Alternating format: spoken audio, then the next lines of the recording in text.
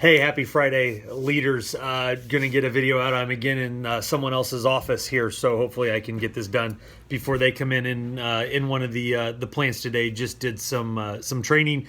Got meeting with some mentors here in a little bit, and then a couple of one-on-ones to wrap up a good Friday. But want to get 3 to Grow out to you again. 3 to Grow. The idea: take 3 minutes.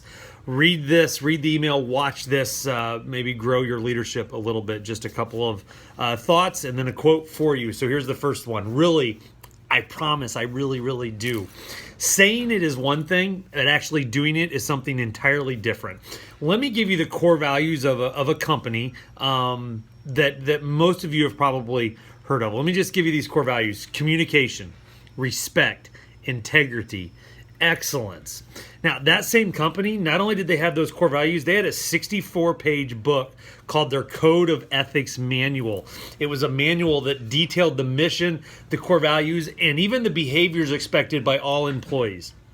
The name of the company? Enron. Now, Enron was an energy giant in the 1990s. In 2001, they filed for bankruptcy protection. And at the time they filed, they had $64 billion, billion with the B, $1 billion in assets. What happened? Simple. What was on the wall and what was in the manual didn't match the actions. The core values made them look great, but the unethical actions of their executive staff brought them down.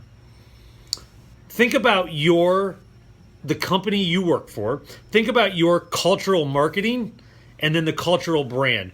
See, there's a difference between marketing and branding. Marketing is what you want people to think about you. Okay, that's marketing. Branding, though, is what people actually experience when they interact with you. Every company has marketing. Every company has a brand. Sometimes they match. You as a leader, every leader has marketing. It's the way you say things. It's the way you try to portray yourself. But every leader also has a brand, right? What do people really experience when they interact with you as a leader? Ask yourself, does what I say matters to me and what I show matters to me match? Are my actions matching my words? Very simple concept, right? It's one thing to say it.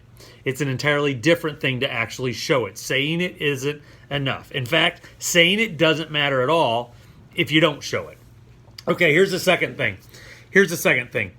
Die to self.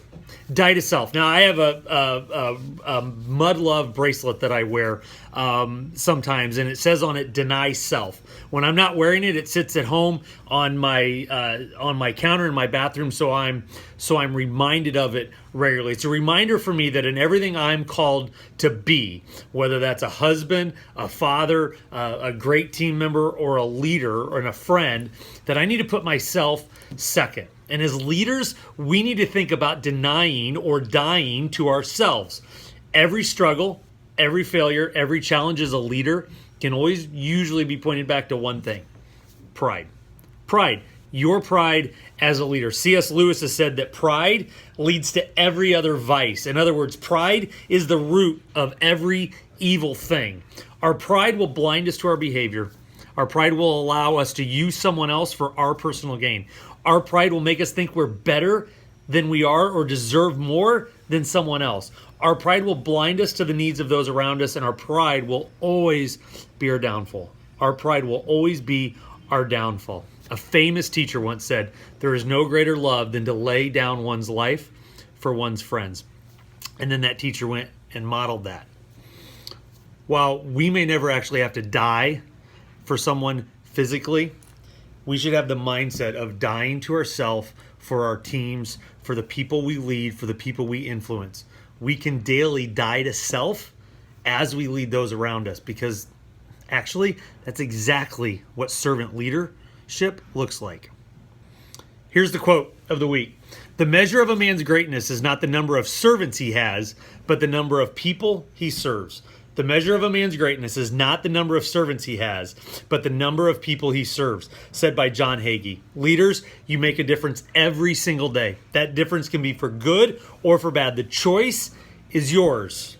Thank you for leading, and thank you for trying to lead well. Don't forget, think differently, lead courageously, live passionately, and have a great weekend.